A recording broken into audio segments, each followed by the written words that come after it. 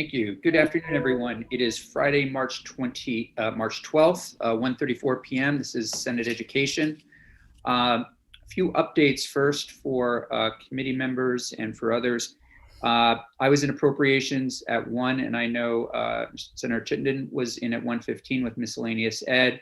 Senator Hooker is going, I believe, at 3 with S16. A couple of takeaways from my time. We were appropriated the $3 million for literacy in the expedited bill. So that's a good start for us, I think, in terms of an important start in terms of addressing these issues. And certainly approach seems to clearly be in agreement. We also, Senator Perchlik reported back to me, we did receive the $4 million in for the after school grants. That is also in the expedited budget. So that will, as we heard yesterday, help families prepare and programs prepare for the summer. And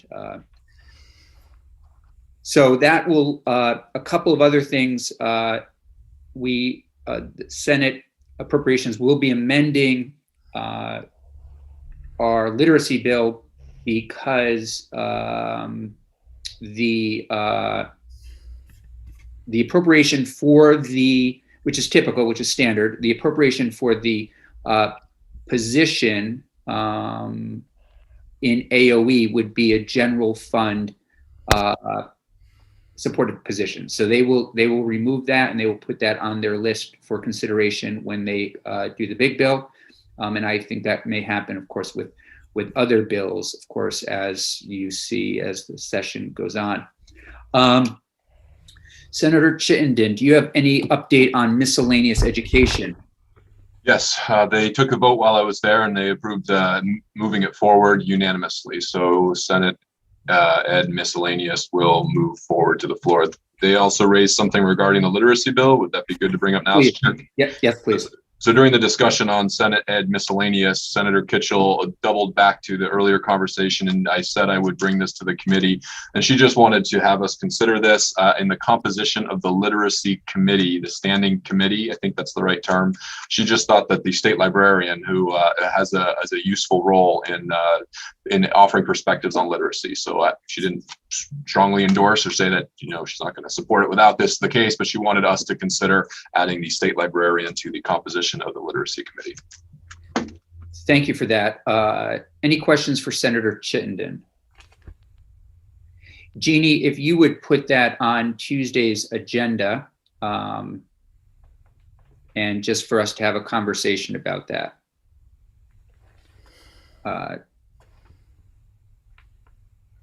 So what I think we'll do is we will, Senator Perchlik, I just wondered how we would do that since we passed the bill. Would it be like a floor amendment or something? Be a floor amendment. I can loop back with Senator Kitchell to see if she, how serious she is, what her interest is. If she wants to propose it, we can also just have some discussion about it on Tuesday. I don't think Jeannie is there, so let me just get a piece of paper and. I'm here. Oh, you are. Jeannie, would you please put that on our agenda for Tuesday? It's done. Oh, great. Thank you very much. Okay, anything else? The other thing, of course, this is going to now warrant, since we do have the $4 million for after school, is some language that I know Mr. Demarais has. And depending on timing, we'll start to look at that language and see if we can come to some agreement. If we can't, then we can still kind of work a little bit. I'll be in touch with people this weekend to see if we can get somewhere. So we might have to rendezvous quickly on Tuesday morning, just to, depending on Senator Kitchell's timing, to vote the expedited budget. So that we, again, this is for the after school grant program. If it looks like they may need some language for how to distribute those funds. Still kind of figuring that out. So just keep that in the back of your minds. It doesn't even necessarily probably need a committee vote, but some language. The other thing, as it relates to appropriations, I'm meeting tomorrow with Senators Westman and Baruth to go over, again, our request for higher education, CCV. These will be conversations that will continue after crossover. I know there are other priorities that we've heard from BSAC, but this goes back to our suggestion of a $3 million appropriation that would allow for students to take classes at our state colleges and CCV during the summer, kind of a continuation / expansion of the McClure Foundation work that was done, and I think by all accounts was successful. Any questions on any of that? Seeing none, we today will be, we'll return to our strike all S13. We'll start with that. We'll go through it again with Mr. Demarais, see if there are any questions. Hoping to send that to Approps today, as well as S100. We are continuing our testimony on S100, and I just want to make something clear. Hopefully everyone's comfortable with this.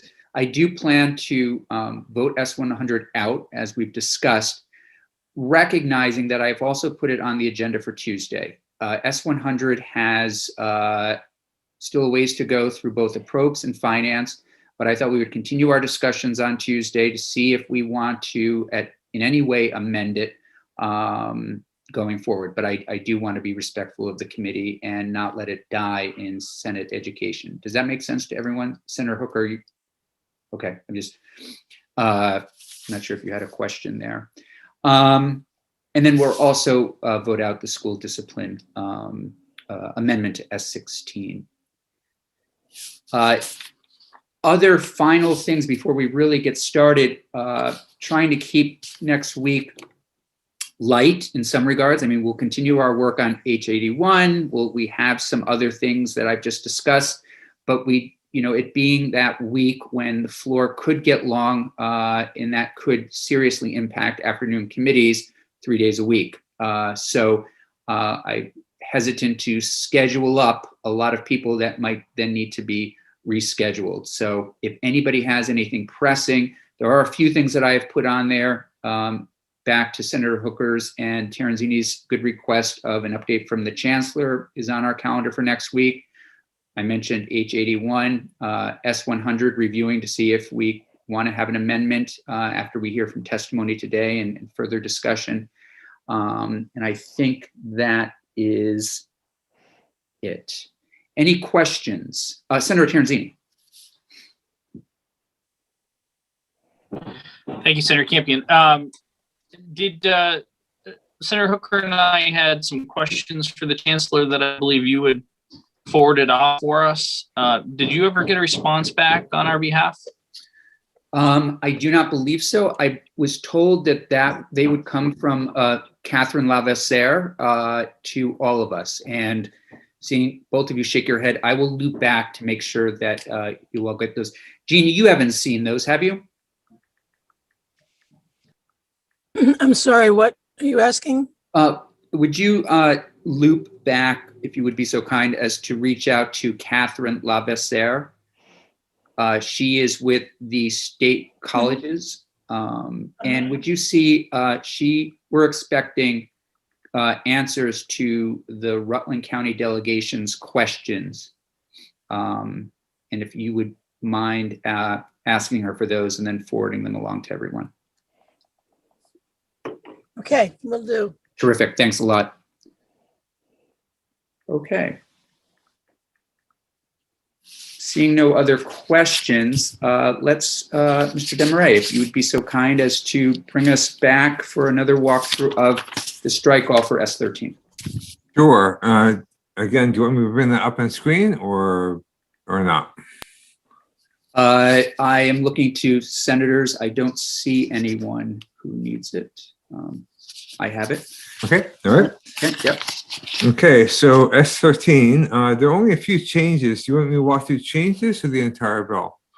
I think I'm looking to the committee. I see no preference. Why don't you take us through the entire bill? It's not very long. I think it warrants maybe just highlighting the changes, but a little bit as you walk through it, review for us where we're at. Okay. So for the record, Jim Damray, Ledge Counsel, we're walking through draft 3.1 of your amendment to S13. To strike all. Section 1 are the findings. There are 3 findings. I won't read them, but they basically leverage off of the work done under Act 173, and knowing that more work needs to be done here, and the findings of the people weighting factors report, and talking about the fact that we need more time in order to implement that report. Section 2 is a task force that's being created, and it is to recommend to you an action plan and proposed legislation to ensure that all public school students have equitable access to educational opportunities, taking into account the people weighting factor report. Membership is 6 members. We have 4 members of the General Assembly, 1 from Senate Finance, 1 from Senate Education, 1 from House Ways and Means, and 1 from House Education, appointed by the chairs of those committees. And then you have the Secretary of Education and the chair of the State Board. And powers and duties, you have the general power and duty that I've talked about already, and then specifically looking to recommend the weighting factors to modify or create and their associated weights, looking to see whether categorical aids should be used instead of some or all of the weighting factors. Looking to recommend how to ensure that school districts are using funding to meet education quality standards, improve student outcomes. They need to consider education property tax rates and tax capacity of school districts and the recommendations of the Vermont Tax Structure Commission report. They need to recommend how to transition to the new weights for categorical aid to promote equity. They need to recommend how tuition rates for tuition towns and career technical centers should be adjusted to reflect actual cost of educating students, and to consider school funding formulas in other states, to consider the relationship between the weights or categorical aid to Act 173 and to Act 60 and to Act 46. You have in subsection D, the consultant provision. I changed it from a may to a shall, and that the consultant would have to have expertise and experience in providing advice on Vermont's education funding and tax system, and be nationally recognized in the field. Collaborations with the V's, subsection E. The report is due to you on or before July 15, 2022. The task force meets not more than 12 times. I'm on page 6, by the way. Assistance, I've blown out a bit further because although not probably an issue for you, for people assisting this council, I want to be very clear on roles and responsibilities because it's going to be a lot of work over the summer for people. So I have the administrative assistance coming from the Agency of Education, which would include organizing meetings, taking minutes, technical assistance from JFO, which would include data analysis and computation, assistance from the consultant, which would include assistance in executing the task force's powers and duties and writing the report required, and assistance from the council, which will include legal advice in drafting the proposed legislation. Then we've got section 3 on the bottom of page 6 is recognizing that the intent of the General Assembly is to implement the people weighting factor report, and it gives you some sense for timeframes around that.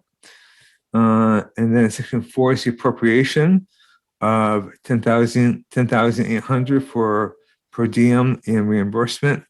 And upon recommendation of Catherine Benham from JFO, $150,000 appropriation for the consultant costs.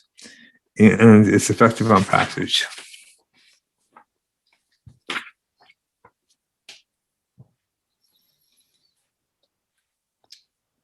Questions? Senator Perslow? Thank you. In section E, which is on page 5, line 9, that's where we talk about that they'll reach out to those, regular cast of characters, which I think is good.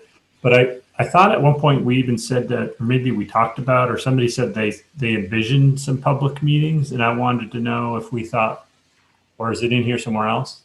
No, that was in S13 in Senator Baruch's underlying bill that you're amending, and that had a provision with the state board to conduct 6 meetings across the state, either virtually or in person, in order to both inform communities about what this is and to get their input, and then to feed that back into the recommendations that the task force is providing.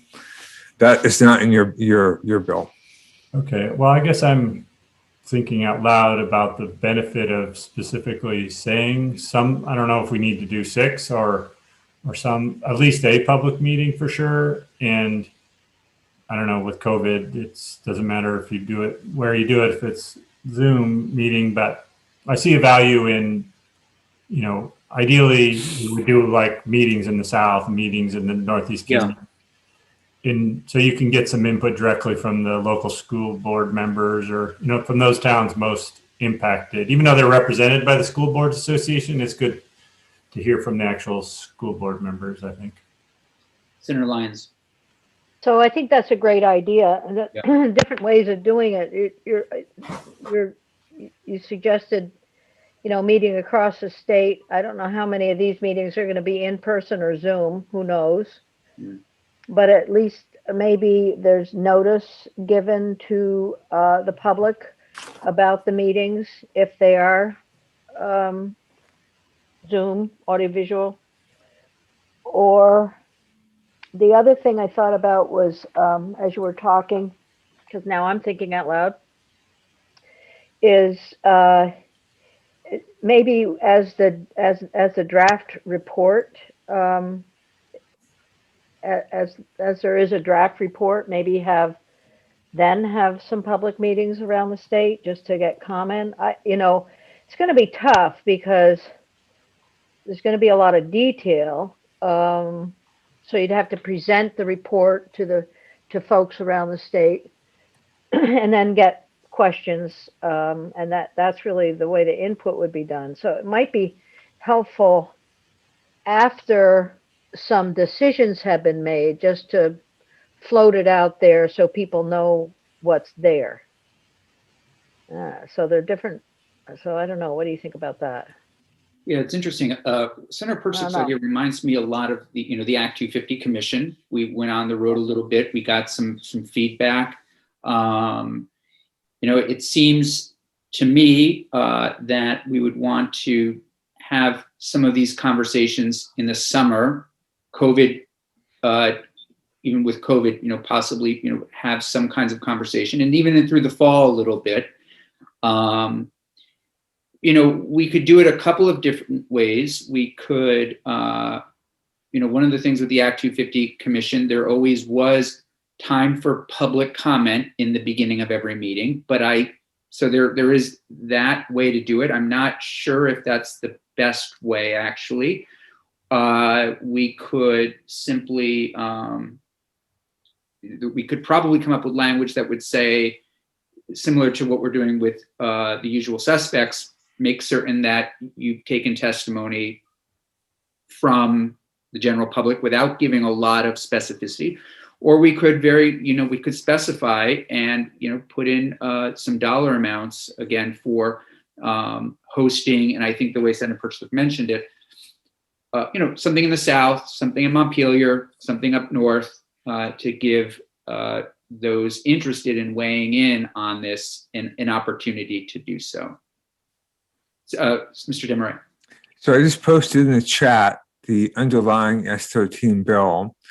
And in that bill, on page 3, subsection B has this provision which essentially says that the State Board of Education shall hold virtually or in person not less than 6 public meetings in different regions of the state, both to help educate the public about the financial realities of the winning formula and any changes to it, and to gather public input on the report and its proposed implementation. And then the State Board shall refer this testimony to, in his bill, be the Agency of Education, and yours would be to the Council, which shall use the input to inform the implementation plan. This was leveraging off the work that the State Board did for Act 46. They held meetings like this. And this also reflects the role the State Board believes it should have in terms of its main role going forward being public outreach. So just to clarify, we would be asking the State Board to do some work, and then they would inform this group of people on what they found out through their public hearings? Correct. They were informed under Bruce bill. It was the Agency of Education, because they were going to do the implementation work. In your bill, it would be the Council.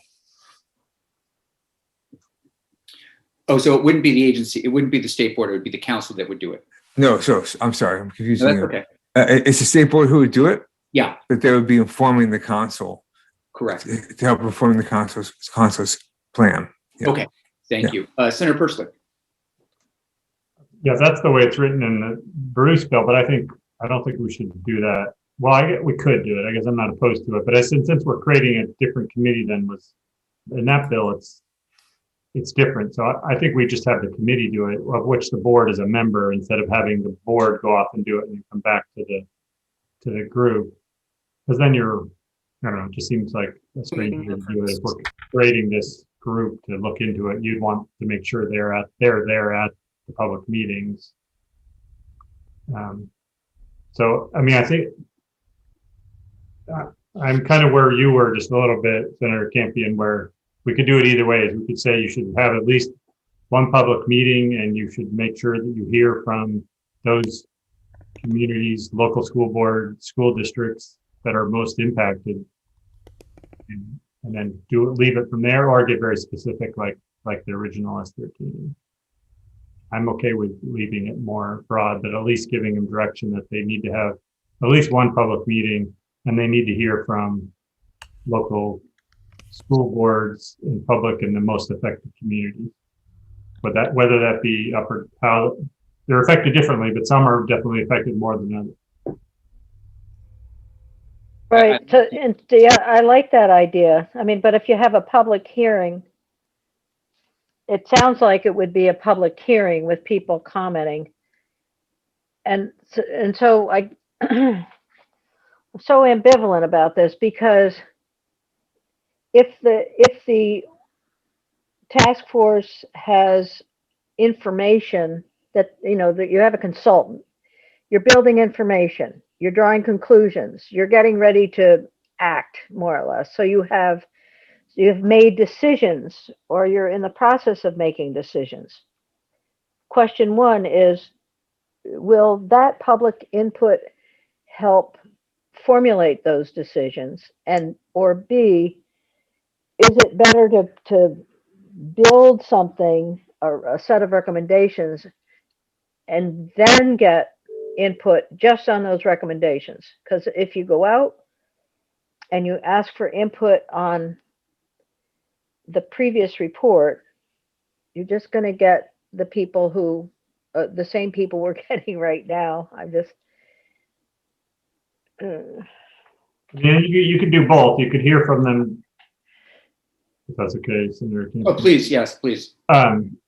You could do an open meeting just to make sure people have a chance to be heard, but then you could also have an opportunity for people to specifically respond to a draft. And I'd like adding some kind of language, say that like in that E where we list the organizations, I'll also list hearing from,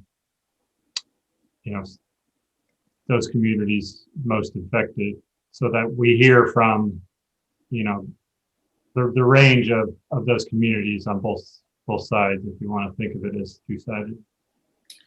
And by Right, that, I'm sorry, Senator no, Campy, please go go ahead. ahead. I was just going to say that the decision about which communities is going to be very much up to the group itself, and they'll know. I mean, they'll have the list of who's positively or negatively affected. So. And I'm not sure how I like just talking about the ones that are most impacted personally. It kind of is, I know it's not your intention in any way, but, so what does that mean? We'd have to, so those most impacted by the taxes piece, or more impacted by the change in what the, opportunities might. So I would rather personally just kind of keep it broad and have them talk with school districts. And I do think having a opportunity for a public meeting is a good one. I think there will be opportunity later on, once the report is out and an implementation plan is put forward, to testify in committees, and perhaps to have another opportunity to test, to weigh in a public way. But I'm not sure, but I may be missing something here, that we need to put that in legislation. I'm thinking just what we do need, I feel is a good point, is we have this conversation this summer with people and give people an opportunity through a public hearing. And, if you look at the public hearings historically in the state, we all know the ones that are going to, you were going to get a turnout, but Act 250, every public hearing, maybe, I'm thinking 20 people. Issue related to firearm regulations, very different. So I'm thinking we're probably talking about a public hearing that may pull in 30 people from throughout the state. And given the technology, I could see people doing one in Montpelier, letting people go up, or having virtual, or having a hybrid, or having, like Senator Purcell initially mentioned, having 3. But I think Senator Lyons' point about the uncertainty also of the summer, whether, where people are with vaccinations, but also people's just general comfort level, I'm more inclined to think these would be virtual. So, Senator Hooker. So I'm confused as to who's going to be doing these public hearings. You're talking about doing it over the summer. Doesn't the bill stipulate that the implementation task force starts meeting in August?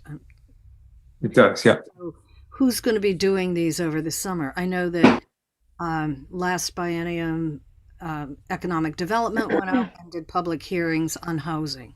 Yeah. Is it going to be the committee, the ed committee, that goes out and gathers these comments, or is it going to be? It's a good question. And I perhaps misspoke. I was just thinking summer, but I mean, it could be fall. It could be once this is actually put in place. And probably I'd say summer isn't ideal, given that people will still be transitioning, back into a more normal life sort of post-COVID. So once this would go into effect, then it would be an opportunity for this group, this committee that we're forming, to go out and hold, what I think we're kind of leaning toward, 1 to 3 public hearings. So that'd be added on to the number of times that they're meeting. Correct. Senator Purcell?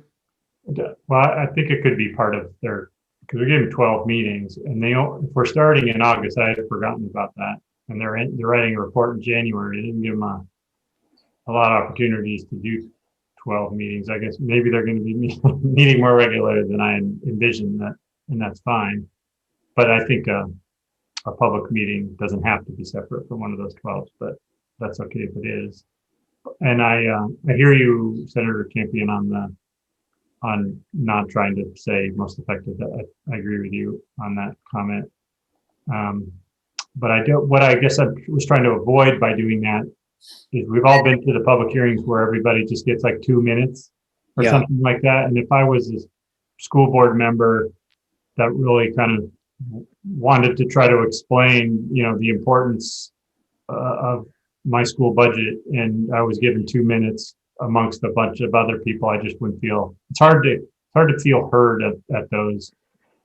Maybe they should just work with their school board association to have those opinions met. But that was kind of my thinking, is trying to avoid just having them be one of 30 people that had 2 minutes each. Yeah, I think your point's a good one. And I think your other point is interesting and good, that maybe what ends up happening, if the school board association is doing their due diligence, they may hold a public hearing. I mean, they could hold some kind of something, and they are there at the table, and they could bring that information to the group. And that doesn't preclude us, again, I do like the idea of the group having a public hearing, but leave the work to the school board association. I don't even think we have to clarify it. We know Ms. Siglowski, she's going to do the work necessary to bring the voices forward on this. That's my thought. So that was the reason that I suggested having an informational meeting rather than a public hearing. Public hearings do get quite complex. Yeah. But yes, so maybe we ask, how do we ask the members of the group to inform the public? I mean, you suggested, is it a good idea? Maybe the school boards would go out and give a report on what the draft final recommendation looks like. How do we direct individual members of the group as a whole to develop the information, but then the individual members and to present to their constituents? It's a good Or is question. that just their process that they have to sort out? I'm inclined to think that's their process personally. Like any advocate or lobbyist or representative, you're going to do your due diligence and inform your clients, your members. And I don't think we want to get in. I don't think we need to get in to specify that. I'm inclined to go to to keeping what we have and adding a public hearing. I'm happy with more, but I think one would probably do it, thinking about the number of people that would show up, also recognizing, and I don't think we have to direct them.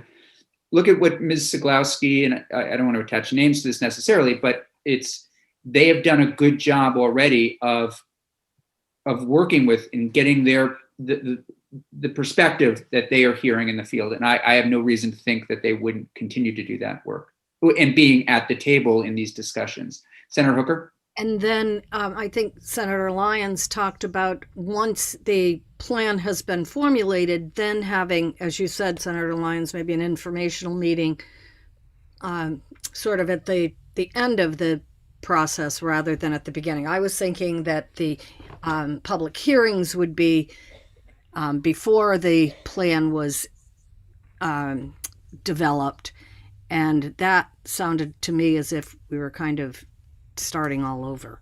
But I think to have it after the plan has been developed, after the school board association has gathered data from their members, brought it to the table, brought it to the task force table, and then putting it out in a plan that then is presented to the public.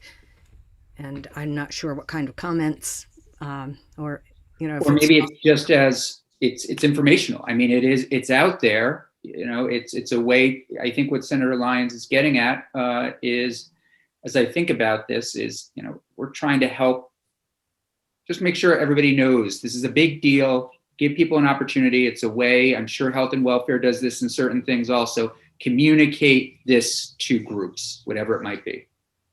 I would, it's an educational process so Right. that once the bill gets to us, we may hear fewer people by email. They might understand Good point. what the direction is, and this is the implementation plan. This is what's going to happen. Then they narrow their comments down to fewer things, maybe.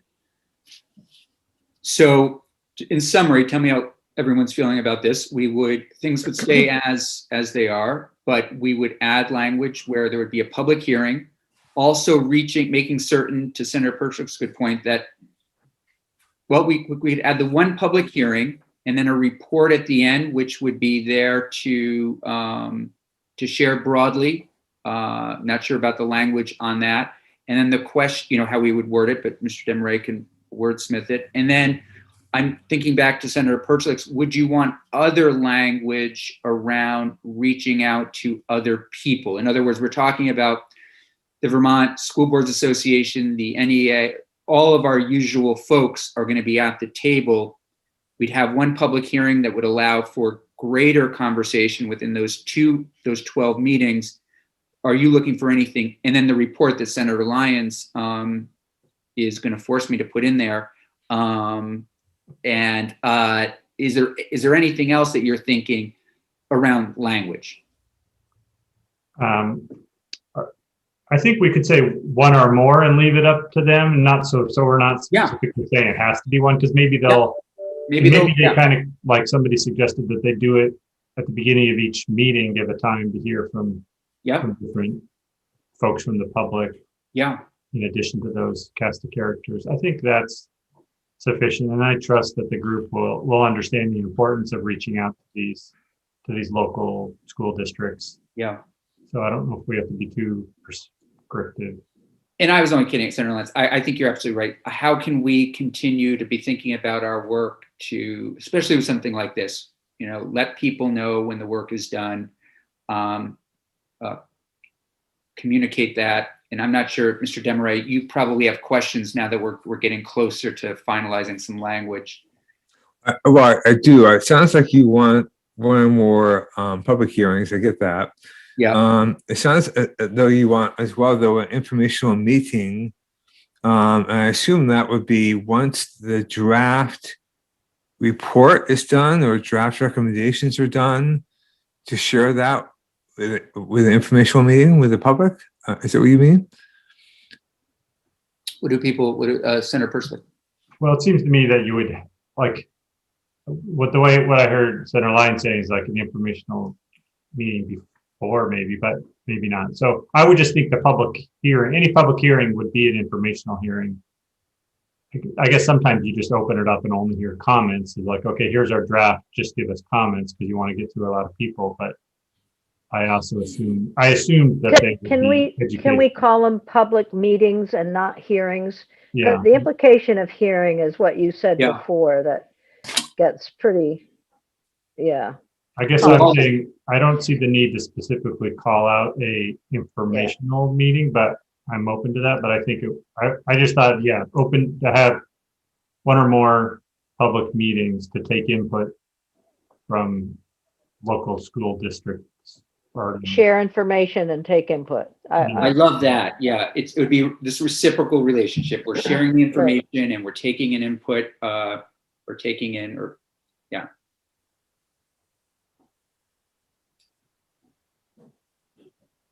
Jim, how does that feel to you? Yeah, that's fine. I'm gonna also add that that those public meetings might be in conjunction with their normal meetings. Right. Yeah. So Yes. So Yes. Yeah. Which is what I think they did in Act 46, if I remember. Did they? Yeah, I don't remember. At least I just remember the seeing videos of the board members talking, but I can't remember if those were combined with the times where people were, because they did go around the state. I know that, but I think they did do some of their deliberations at those meetings too.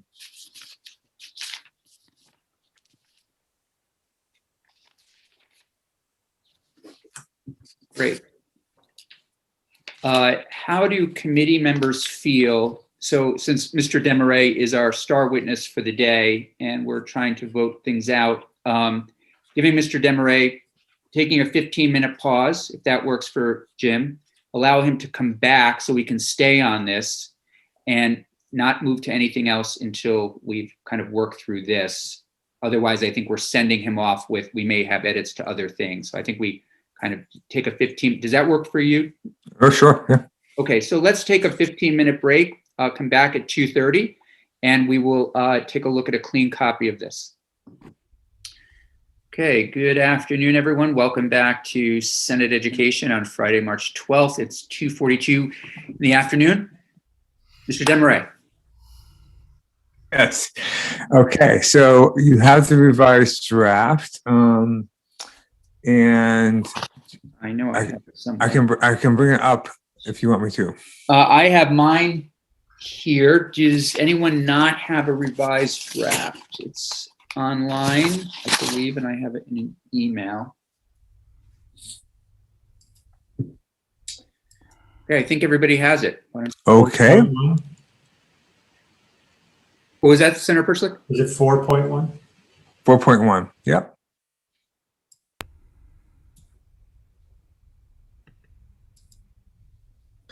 Wait, is it on email, you said? It's on the, It's on our webpage. It's on the webpage, sorry. I misheard that one.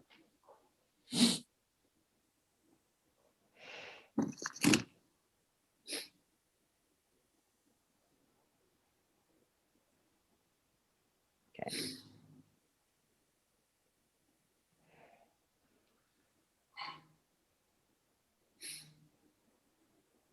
Does everybody have it? Yeah. Okay. Okay. For the record, Jim Desmarais of Let's Console. We are walking through draft 4.1 of your amendment to S13. The new language is highlighted. It's on page. No page numbers again. Sorry. On my draft, there's 1, 2, 3, 4. Page 5. And it's on line 14, and it says public meetings. The task force shall hold one or more meetings to share information and receive input from the public concerning its work, which may be part of or separate from its regular meetings.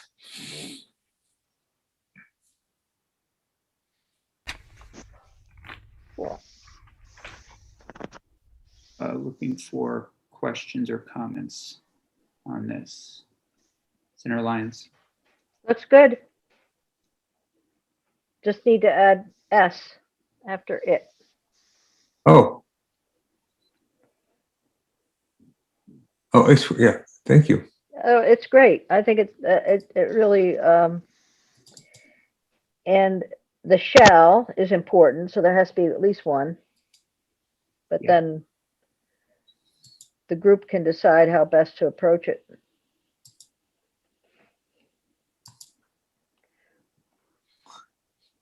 Other questions?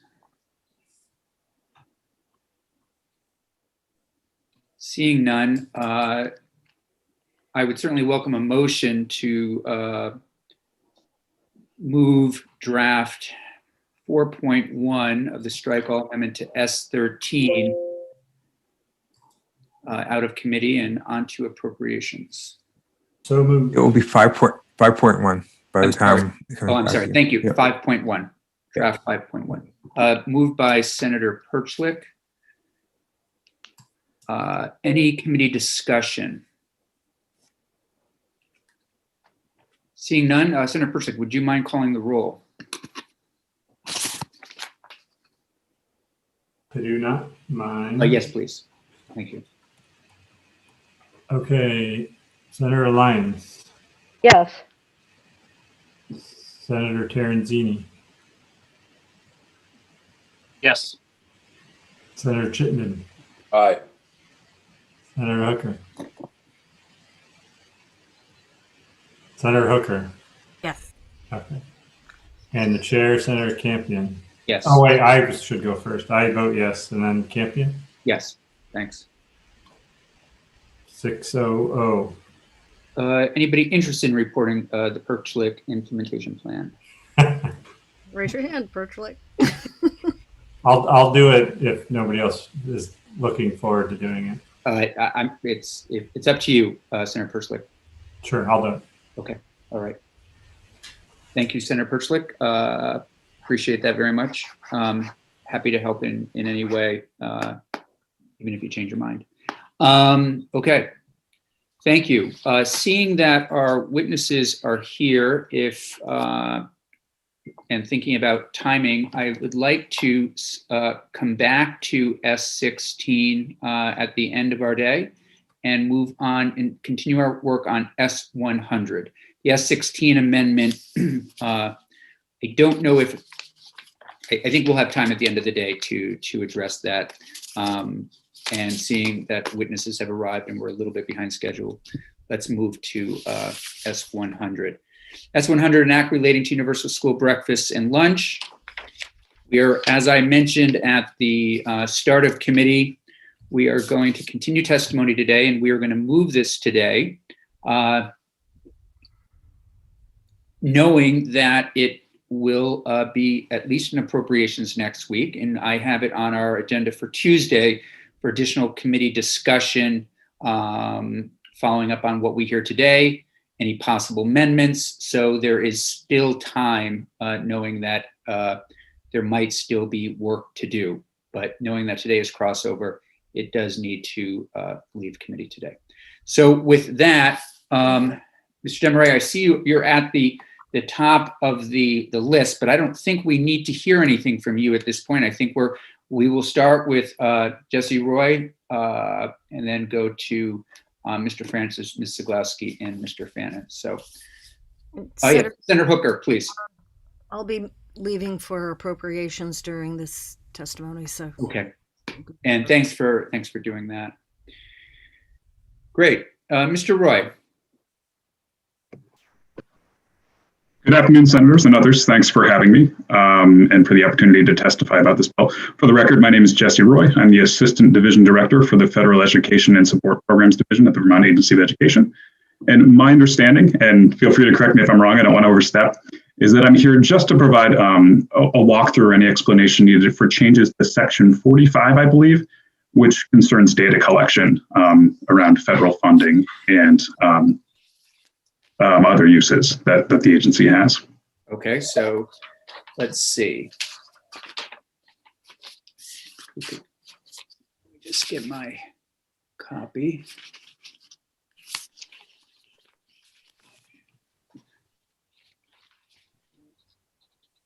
So we are looking at S100, and we are looking at Section 45. Is that what you said? Also, the way it reads to me on my screen is it says Section 4, 16 VSA, 45, which is federal funds and data collection. Sure. I'm new to this. I apologize. No, and I'm don't have the best hearing. And Section 45 would make it be a massive, massive bill. Yeah. Sorry to raise any alarms. No problems at all. Okay, please go ahead, Mr. Roy. Yeah, so some language I believe was drafted in the Senate Agriculture Committee, and the agency is requesting that some small modifications are made to the language. And I'm not sure, what folks have seen or have in front of them in terms of that language, if it's been shared, what came out of the Agriculture Committee, and then what the agency is requesting that be changed slightly. Nope, this is all you, Mr. Roy. Okay, so why don't is it possible for me to share with the group what I have on my screen? Absolutely. Okay, let me go ahead and make arrangements to do that. And I apologize for not quite being prepared.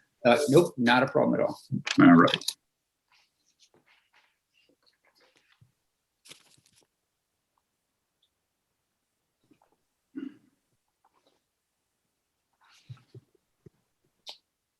Let's see. Did Jeannie make you a co-host? Jeannie, if you could just let us know if you're there. I did. Okay, great. Thank you. So I have shared. Are folks able to see what's on my screen now? No, I'm afraid not. Oh my. Let me try one more thing. Okay. How about now? We see that. There we go. There you go. Perfect. All right. Thanks for bearing with me. And I apologize for this being in the body of an email, but this is the official request as summarized for me by a colleague. So in the top half of the email, if folks are able to see, is the existing language that came out of Senate Ag Committee, I believe. Mr. Roy, do you mind making that a little larger? Sure, I will. Thank you. Thanks.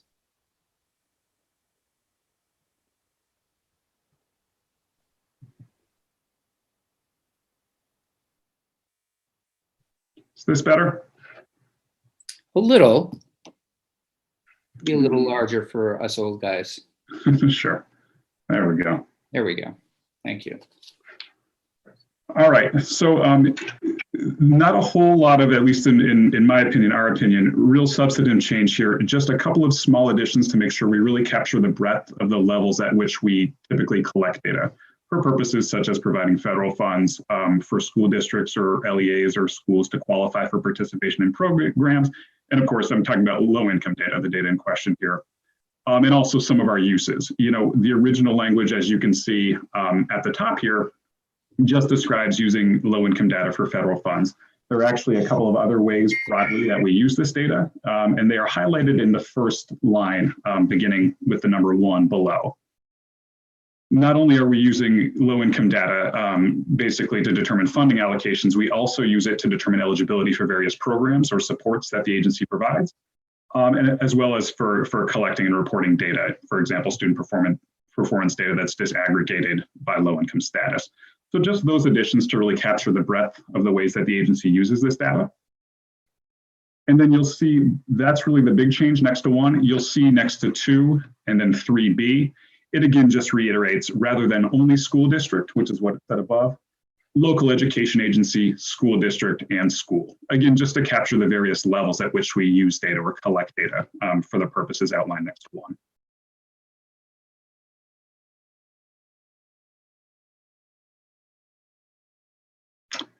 And that's what I've got.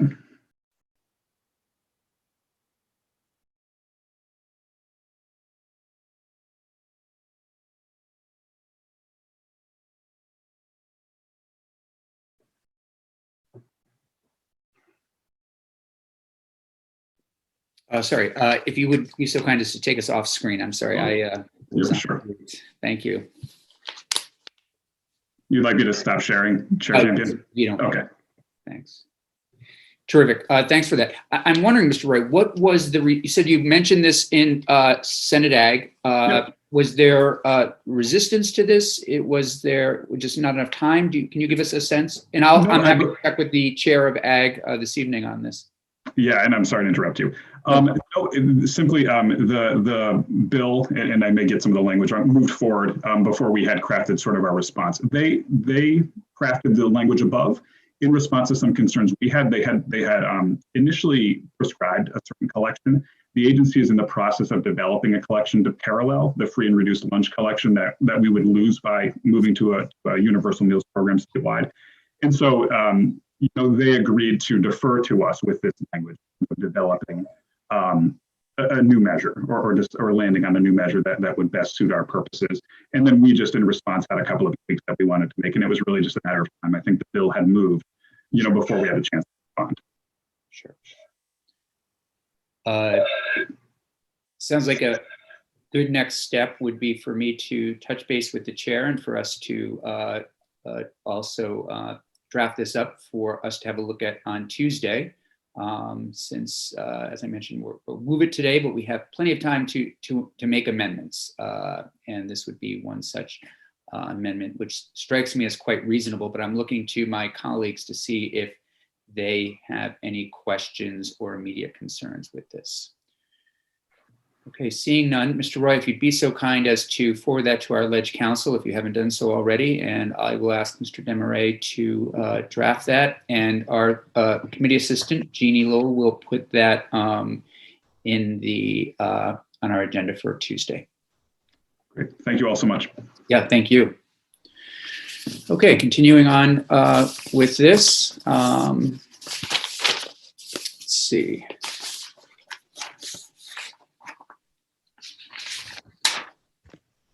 Mr. Francis.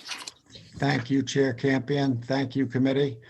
I appreciate the opportunity to speak to you today, excuse me, on behalf of the Superintendent's Association, the School Boards Association, and the Principals Association. I'm glad for the opportunity to testify here. I think that the suggestions that we will make about the bill are proper in the purview for the Senate Education Committee because it concerns education policy affecting our school districts across the state. In following the Doyle rule for testimony, I'm going to read my testimony because I think that's the most succinct way to get through it, and I will move through it rapidly. It's relatively short. Vermont's public schools are in the business of providing nutritional meals to school children. It is important work, it is necessary work, and for many educators and advocacy organizations with which they collaborate, it is a passion. Vermont's public schools have displayed a commitment to providing healthy foods through partnership, creativity, and dedication before the pandemic, throughout the pandemic, and will undoubtedly after the pandemic. After the onset of the pandemic, ensuring that every child had access to healthy meals was the first big challenge Vermont school districts responded to. School districts and school personnel have performed admirably in this regard. S100 represents an effort to see Vermont school nutrition programs serve every student through the universal provision of meals, and to do so in a manner that will work better for students and families and for Vermont's farmers, for whom schools are an important market. One shared goal of our associations is to make sure that any new state requirements will both accomplish their intended purpose while also working well for schools.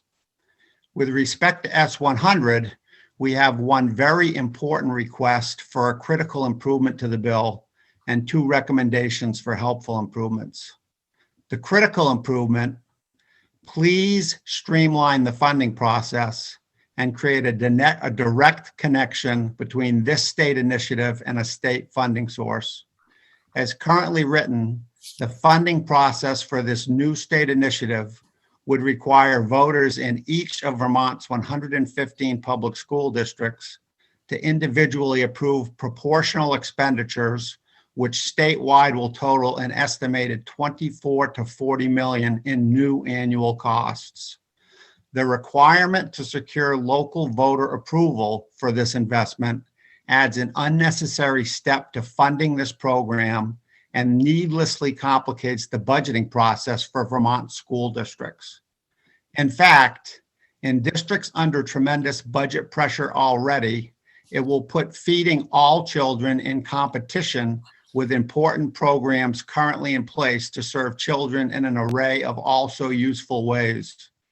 This new state initiative should be funded at the state level through a state allocation of funds.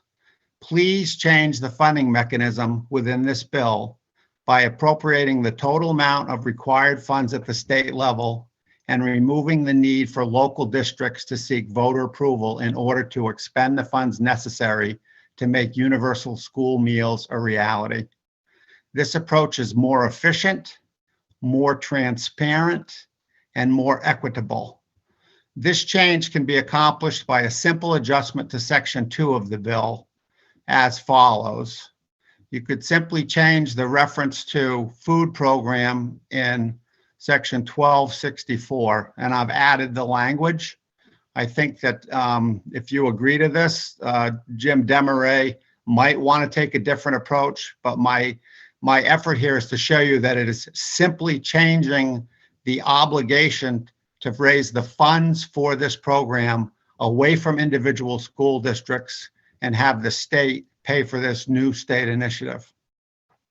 As for recommendations for useful improvements to the bill, we support Secretary French's testimony that the bill should simply provide additional funds to all schools on a per plate basis, like we currently do with state match funding. And that's a direct quote from his testimony, rather than establish a complicated reimbursement program that will add work for both school districts and for the Agency of Education. Legislative intent could indicate that the funds are to be used in support of using local food products. Furthermore, we share Secretary French's observations and concerns about data currently generated through free and reduced meal applications and the fact that a universal meals program will remove an inducement for families to provide useful information. Any solution to this issue must balance the merits of a universal school meals program, the need for good data, and the administrative burdens placed on the Agency of Education and local districts from a process and workload standpoint. School district business offices are already under tremendous pressure, which has increased as the result of the pandemic. Presumably, the bill can be improved in this regard as it progresses through the legislative process. Our associations will assist to the best of our abilities. Thank you. In wrapping up, I'd just like to say this. We're in regular communications with members, particularly of the School Boards Association, the Superintendent's Association, and the business managers. We held a meeting on this bill, and what we heard most concern about was the first thing that I referenced. School districts are very concerned that they'll be asked to fund this program, and parenthetically through the education fund, by voting on these allocations locally. I know that the committee understands the school budgeting process. If there's a mandatory program with a price tag and your budget is defeated, that particular program cannot be adjusted. This is an important state priority, but as a state priority, it should be funded at the state level. That's our most significant concern. It's one that we hope that you see fit to address. I think it's better addressed in the Senate Education Committee than it would be in a committee that's not policy for education. The other two matters that we reference are important, and we want to work on those. But the most important issue today is the issue of funding this important piece of legislation. My colleague Sue Zaglowski is here with me if she may want to add something with your permission, Chair Campion. And then I know that Rick Pembroke from the Business Managers Association is here as well. So in short, you would prefer a process where there's general fund dollars going to this in some It wouldn't matter to me. So the most important thing is that a school district, which is, you know,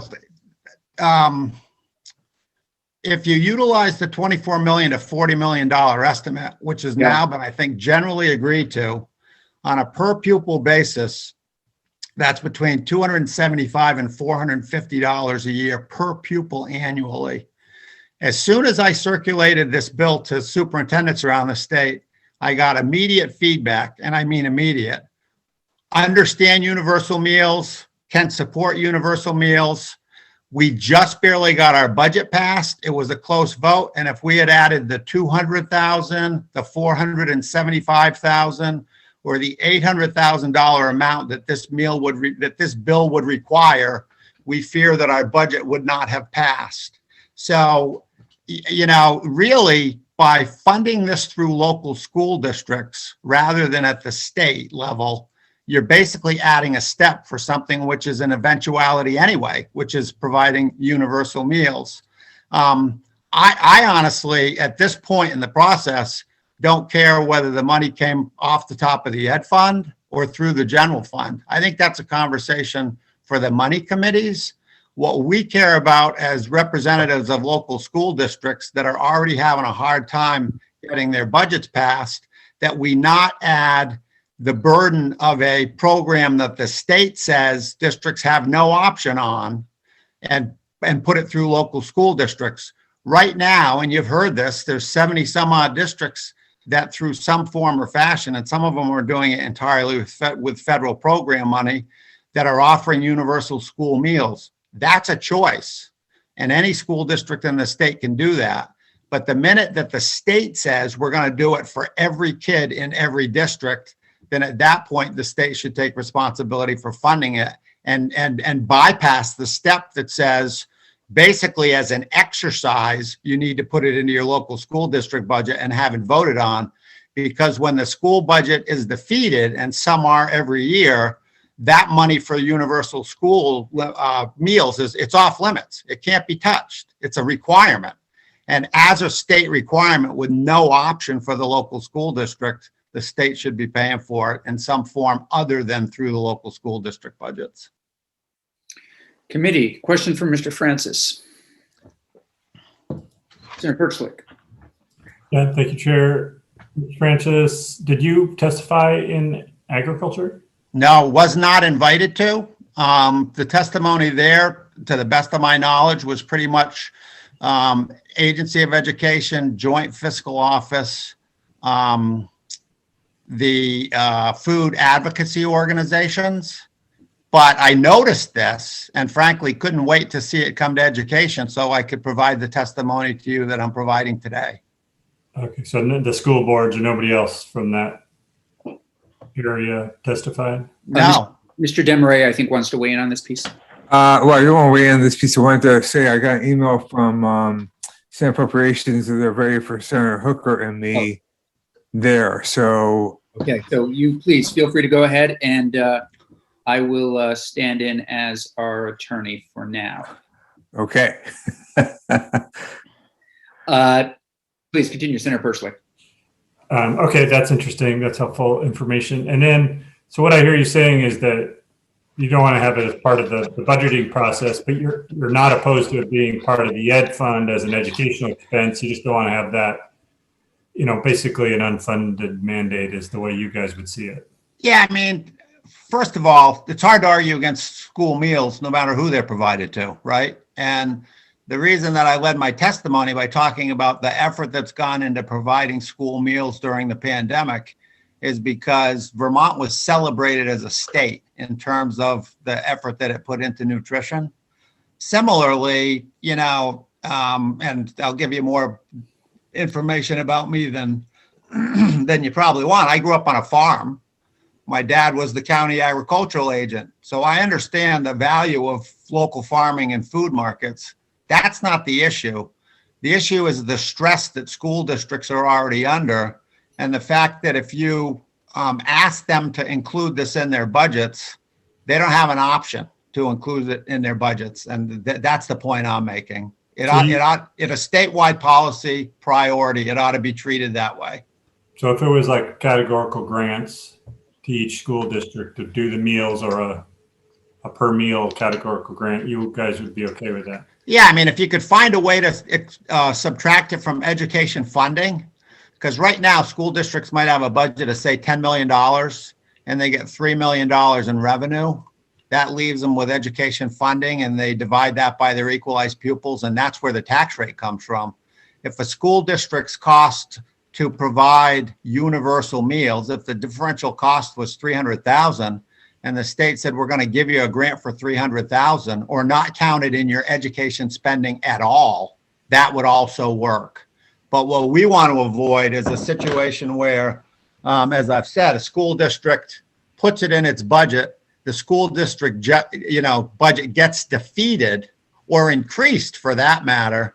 And there's no recognition that that's a cost that they don't have any option to contend with.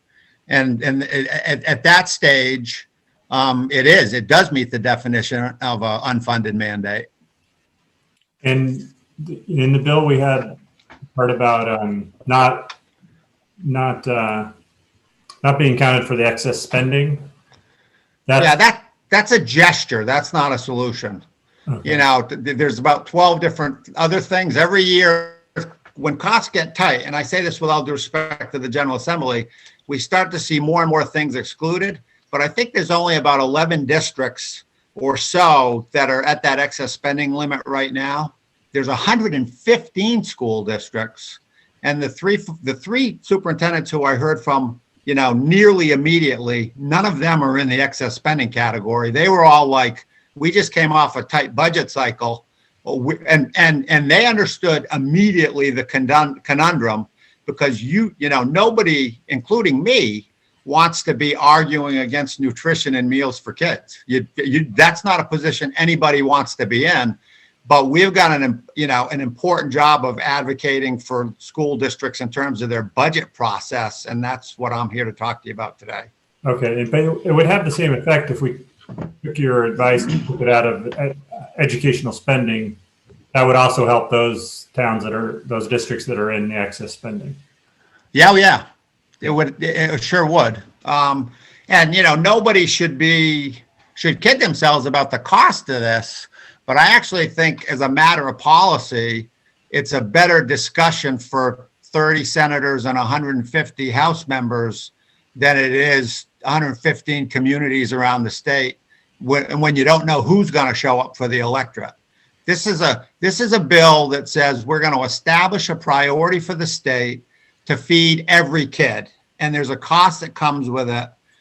We, the General Assembly, want to pay for those kids to have those meals, and as a result of that, we should agree to pay for it as a body of 30 and 150 rather than push it back out into all the school districts. Thank you. Are there questions? Senator Chittenden, question? Yeah. So, Jeffrey, Mr. Francis, I have a question. I don't know if you're going to be able to answer it, but it's something I'm pondering with this. First of all, I want to say from the outset, I fully support feeding the kids, and universal school meals makes lots of sense. I'm struggling with the financing. And one thing I would like to ask you is, I know public schools need to be free of charge, but when I choose or when I have a dog or a pet, I have to pay to register it. When I go get a driver's license, I pay a registration fee. My wondering here is, I feel like we're missing an opportunity to collect from Vermonters that send their kids to public school that can afford to contribute to this very important program. Do you see a way that by acknowledging that not every family will be able to pay for this, you see a way baked into existing processes or systems where kids that when I enroll my 3 kids to school, I have to pick a number, $10 a month, $20 a month, $100 a month. When I do the math, or $100 for the whole year, when I do the math out, that can raise $4 to $10 to $20 million if only you got it from half of the kids. Do you see a way to have those families that can afford to pay for some of the costs of providing these foods in a sensible manner, considerate of all of the families that need to be income sensitized or so on, so as to help fund this from those pockets that are able to contribute to it? Yeah, I think it's a great question, and I'm not trying to be evasive, but it's exactly the kind of question that ought to be pointed back toward the AOE and the food advocates. Vermont is not and has never been a so-called pay-to-play state. So the point that you're making around meals could be extended to anything else, athletics, enrichment programs. And in a way, that sort of defies the notion of public education. In this particular instance, the proponents see a way to sort of improve the economy of the ag industry, to destigmatize differentiation in who gets the meals and so on and so forth. And I think that it's really a prerogative of legislators to talk about. So that's a rich conversation that you could have. I think you'll appreciate this based on the sort of tenor of my testimony. And I would say you're welcome to have that conversation, but I would not want my point that I'm making here today get lost or wrapped up in that deeper conversation. My point's really deliberate here today, and I hope I'm making it successfully. And you do have, Mr. Francis, I haven't checked the committee website. You've already submitted this testimony? Yes, it's in writing on the website. That's helpful. Welcome, Ms. Siglowski and Mr. Pembroke. Any new information, good to see you both. Any new information either of you want to share, or any particular points you want to highlight? Good afternoon. I don't have any new information to share. I would just reiterate the point about it being a state initiative that should be funded at the state level through a state allocation of funds. And I'll now make room for Mr. Pembroke. Thank you. Thank you, Senator Campion. Apologize for being a last minute attendee. I didn't realize I was doing this till about 2 hours ago when I was asked by my professional organization, and I didn't get a chance to put anything in writing. I also apologize that I have limited bandwidth, so it's hard for me to give you both voice and audio. So I didn't want to be speaking in Klingon out here for you, so I turned my camera off. I have a brief statement and then an example from the association that emphasizes a couple of points that have already been said. The complexity of seeking federal reimbursement is already high. Not surprisingly, making free meals available due to COVID has reduced the incentive for families to submit free and reduced lunch applications. This trend would likely continue if meals were made universal free on a permanent basis. Universally, free meals likely have the effect of reducing the number of families submitting the paperwork necessary to allow schools to secure federal reimbursement for meals. Over time, this will result in the cost of these meals shifting from the federal government to the local school budgets and education taxpayers. As an example, in Brattleboro, implemented, my apologies, Provision 2 for the Brattleboro High School. Despite majority of the feeder schools averaging 60% of students being eligible for free and reduced, they were unable to inspire the high school families to participate in the income survey process to qualify for free and reduced lunch eligibility. As a result, only 35% of the students qualify for free and reduced, which led to an increase in the local budget of $250,000 versus the 75, which was projected for the program. The key takeaway budget impact will be on high end of the Joint Fiscal Office estimate, and the metrics with the USDA subsidies are determined must be replaced with a more representative measure of poverty. So, you know, like Jeff has said, and even speaking to Senator Chittenden's question, more than just the free and reduced lunch meals, all of that data, and I didn't get a chance to see what Jesse Roy had proposed for an amendment, but all that data also triggers most of the federal funds we get through titles, grants, and stuff. And the school business officials are just very concerned that this will be a long, slow decline of federal dollars as people are less incentivized to file the paperwork necessary for us to truly know who needs support and who doesn't. And, you know, to speak to Senator Chittenden's question, without that data, I don't know who, you know, we can look at clothes on people's backs and the cars they're driving and take a guess at what they might be able to afford. But without those applications where we can document who qualifies and who doesn't qualify, we're just very fearful. We're not opposed to the program. Like Jeff said, everybody wants to, you know, feed kids nutritiously. We're just concerned about the unintended consequences of losing significant federal dollars over time if we don't have a way to supplement that data collection source. Thank you.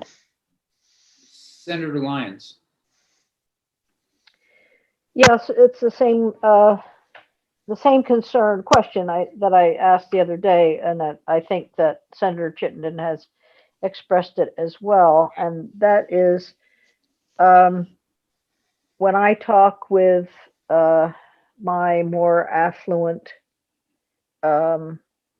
supervisory districts, it's very clear that some of them would be just as happy paying, kids continue to pay for meals, that they wouldn't need to have the support that's suggested in S100. Just that's a comment. I wonder, and you know, obviously here we are, crossover. Is there a way to look at this again to say, to balance the expenditure at each school district based on the median income for the region? We know that there are different median incomes across the state, and actually Chittenden County has a lower median income relative to cost of living. So that would be interesting. But I do, there must be some way, if we can't do that categorically, is there a way to think about transition, some kind of transitional process, so that it's a perception issue. It may not be as expensive as and costly as we're hearing from AOE. It may not be the $50 million. It might not be the $20 million. We don't know what it is. So maybe there's a way to look at what those costs are over time and then try to, I'm not sure how, but we could probably think through how to transition this to a fully providing meals for kids. Now, my other question is, because I don't remember hearing anything about this, but, and maybe some of you here with us today can answer my question, and that is, what are the nutritional standards and guidelines that the schools will be held to? It will probably still be the USDA guidelines. That's what I'm thinking. And then any nutrition guidelines that the state has. That's a question. And then, so the variability of food costs is something we can't regulate in this, in the bill. So I think there's a lot in the bill for further discussion. I also think because we don't know how much money it is, that's what is so problematic. And so maybe we let this happen and collect the data that we need to understand, is this something we can continue? I think it's just a difficult place to be. I am so supportive of the program, and it, so it's the catch-22 yet again. Yeah, Senator Chittenden and Senator Perchlik. I don't want to slow this down, so I want this to keep moving. Chair Campion, so tell me if this is not worthwhile discussion, but I looked at my books. I spent for one of my children $400 to my school bucks last year. Another one $800 because they just eat at the school more often. My point of this is I'm wondering if we threw out the option to pay for meals and had universal food, so that every day kids can just eat lunch without having to qualify or say who they are or whatnot. We just have food at our schools.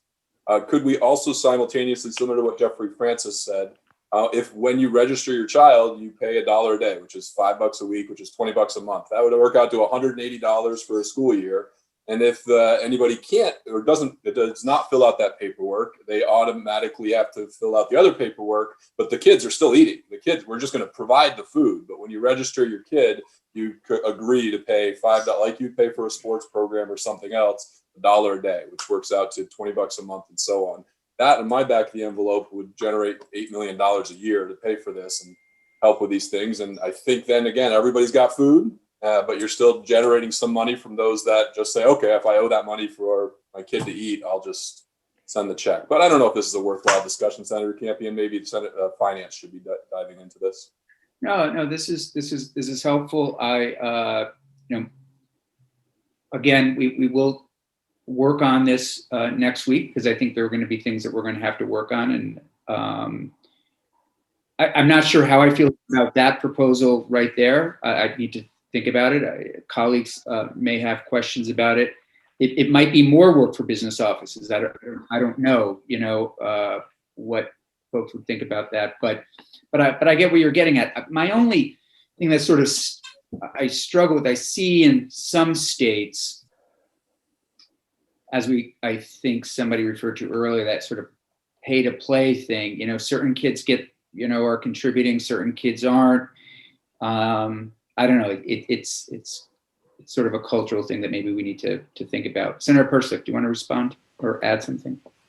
Well, I can say something about that, but I just wanted to let Mr. Pembroke know that we heard that there are 78 schools that are already doing this, and they have found a way to collect that information so you don't lose the federal money by not having the school lunch applications.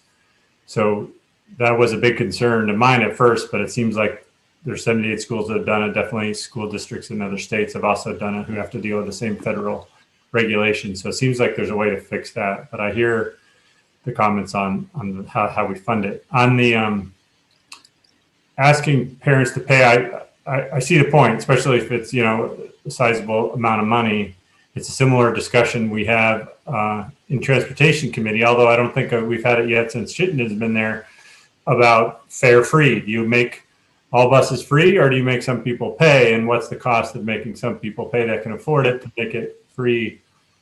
And the one thing that stuck with me on this, when I visited a local school here where the food program manager wanted to go to universal free meals, but was kind of worried about getting it passed in the school budget, said, like, we don't ask students to pay for the school nurse. So it's not like some people pay for the school nurse and some people don't. Some people could afford to make a payment for when they have an appointment with the school nurse, but we provide that nursing service to all students. And I hadn't thought about it that way, and I thought that was a helpful way to think about it. Chair Campion, could I comment on that? As soon as Senator Terenzini has an opportunity. Thank you. Thank you. Oh, thanks, Senator Campion. I sort of like Senator Chittenden's idea. I'd like to unpack that a little more if we had time, but I just, for procedural question, because this is would be considered a money bill, obviously, in my mind, do we get another few days with this for next week, or does it have to be voted on today? Excellent question. It has to be voted on today, but as other committees are doing, I know my morning committee just did it. They are moving things along, knowing that they have a few extra days to work on a committee report, basically, on the bill. So what I anticipate us doing is sometime next week, and I can talk to Senator Kitchell to hold on to this for as long as we need to. Excuse me, I'm swallowing a carrot. To continue taking testimony, come up with a committee report, possibly an amendment or two, depending on what we learn, and go from there. We could, for new senators, and I'm looking to Senators Lyons, Hooker, and Perschlick to weigh in on this also. We can move this without recommendation. That does happen. I'm not sure how I feel about that, but that is something that I suspect Senator Lyons, in particular, being the senior member here, really has probably been involved with in the past. I don't know if you want to say anything about that, Senator Lyons, that might be helpful at this point with regard to that kind of messaging and things like that. Well, I think, I don't think that would be a very good message. I think we're hearing everyone on the committee say that feeding kids at school is critically important. Well, I think everybody feels that way. But questions have been raised about the effect on people's pocketbooks. So so in some ways it just travels down the hallway as an appropriations issue. On the other hand, I was just reminded that there is a 5-year timeline in the bill, and I think maybe we could look at that.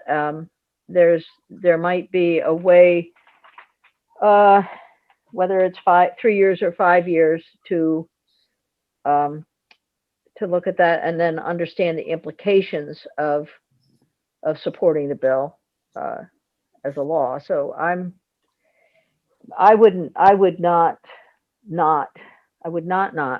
recommend the bill. I would send it with a favorable report. So yeah, that's my own opinion.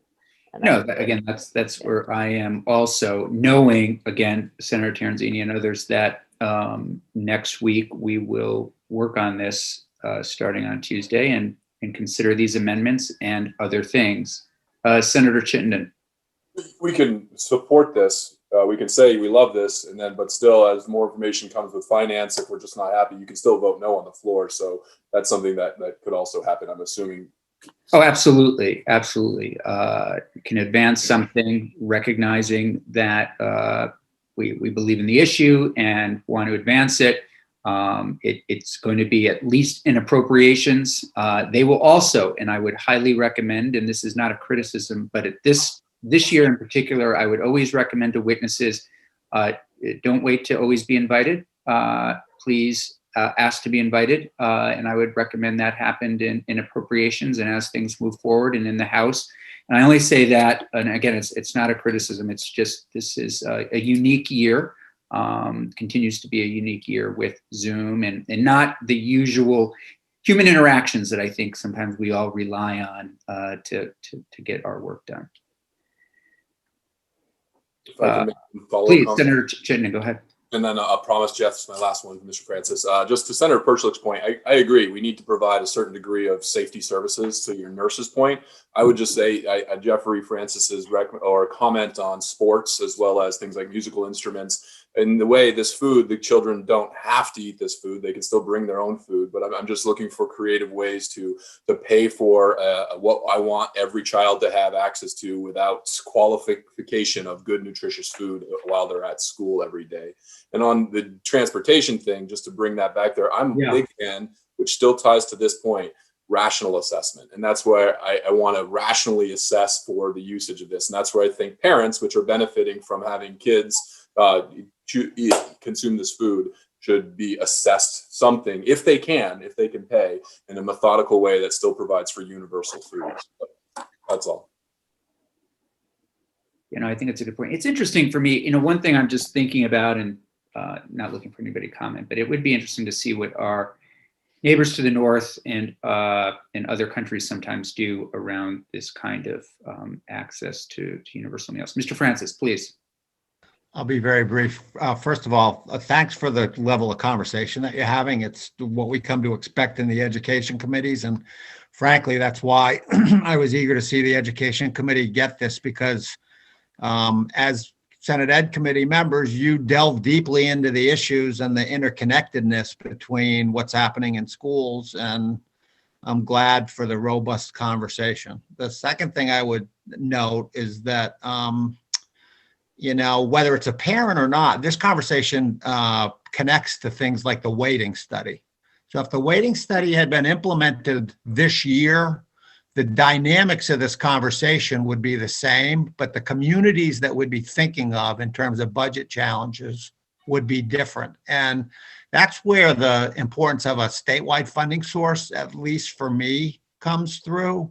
And then finally, to go to Senator Perchlik's point, he in a way made my point, because when school districts are confronted with budget challenges, they unfortunately are forced to look at things like how many hours they have a nurse in the building, what are the enrichment programs, how many teachers do they have, and when the state makes a policy decision, you shall pay for meals for every kid, irrespective of how laudable and purposeful that policy initiative is. In this particular case, it gives the district no choice but to fulfill that program. And that's exactly what my point is in terms of it being a state funding source rather than relying on local budgets. Thank you very much. Yeah, Senator Perchlik.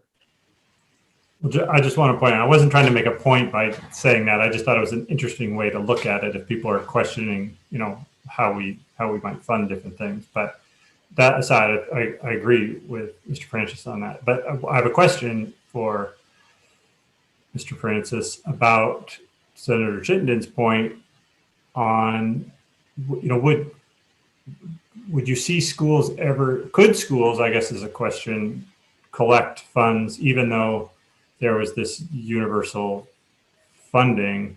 Do you see any way to do a hybrid approach like that? Like, could schools decide to do that as a way to, or what's your view of how that would work? That's my only question, is how you would do both. Yeah, I mean, I guess there's three aspects to my response. One is, in my 2 decades of work in this education policy arena, every time that's come up, it's been discouraged because in a way it runs counter to the notion of public education. If you start to differentiate based on families' ability to pay.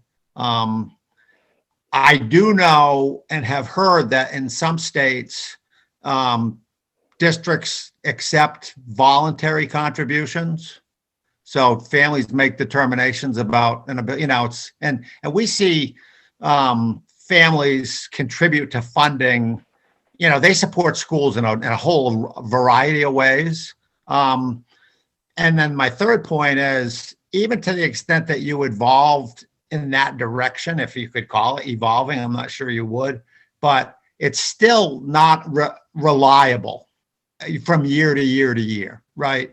So I think it goes to my point, which is if as a matter of state policy, you'll embrace the program like the one that's described in S100, and you want that to happen in the best manner without interruption, you take out as many variables as you can. One variable would be a district not passing a budget. Another variable would be a change in a different community's economic setting. And the best way to deal with it is to say, this is a priority of the state. The state's going to pay for it, and just do it in that straightforward a manner.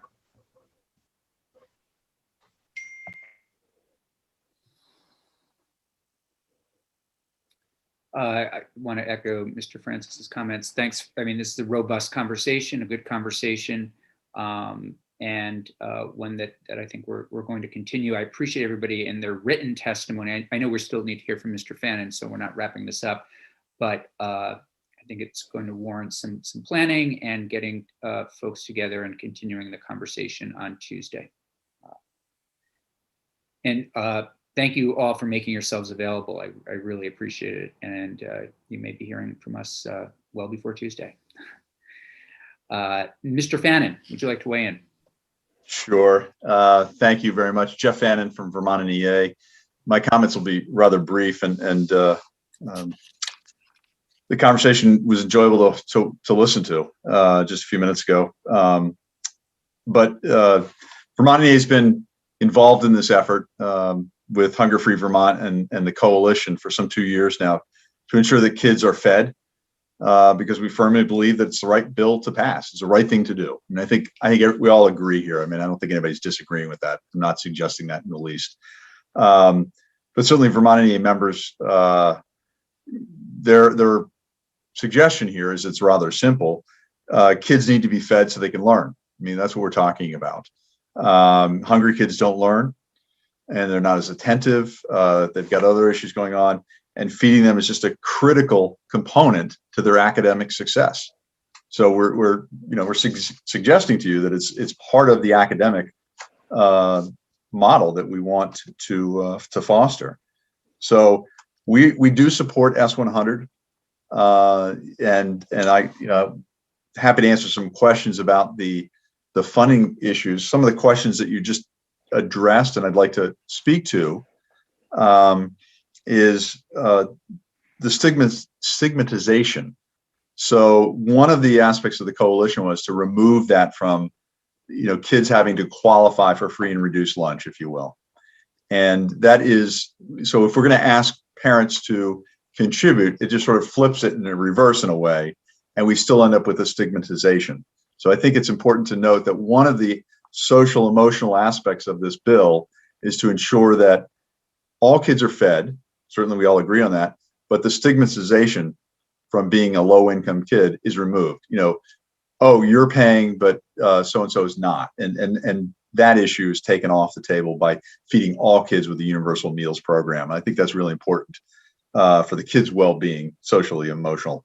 I do think the bill on page 4, my page 4, I don't know what your pagination is, but the bill does address in section 1 the concern about getting necessary information, to draw down from federal resources. Certainly we need to do that, and we agree with that. But I think there are other ways to identify students and families, frankly, who are accessing programs for low-income Vermonters. So I think there are other ways to do it. And as Senator Perchlik pointed out, 78 or so schools are already doing it. So I think maybe we can ask them how they're doing it, right? Let's not make this too complicated and figure that out. So there is a way to do it. And with that, I'll conclude my remarks and happy to answer any questions, but we do support S100 and hope it can move forward to feed all kids in Vermont schools. Yeah, thank you for that. Senator Chittenden. I just want to make clear, Mr. Fan, I completely agree. And the stigmatization, I can't pronounce it. I know. We got to get rid of that. And the notion I'm putting on the table is still to just make universally food available to all the kids. But finding another way that when kids register to collect something from families and not something from others without any kids ever knowing about it. And again, I fully support this bill. I want it to move forward. I'm just trying to think of ways to pay for it. Thank you. Senator Pershik.